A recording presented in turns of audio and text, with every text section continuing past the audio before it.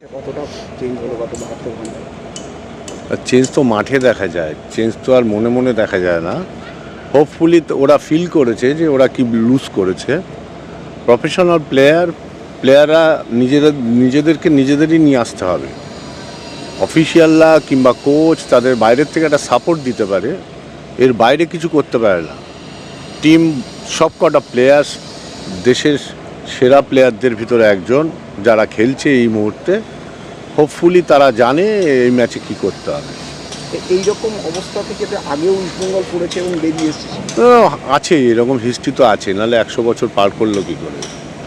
নেওদা আরেকটা কথা যে বিনয় জর্জের অনেকগুলো নাম শোনা যাচ্ছে হেড কোচ হিসেবে, সেরকম কি কিছু সত্যি না, হেড কোচ হিসাবে যাদের নাম শোনা যাচ্ছে কে বলছে জানি না। আমরা চেষ্টা করছি। এটা তো খুব আনফর্চুনেট, হঠাৎ উনি ছেড়ে চলে গেছেন। আমরা এটা প্রিপেয়ার ছিলাম না। তো অতএব আমাদের একটু সময় লাগবে। হোপফুলি খুব তাড়াতাড়ি করে নেব আমরা।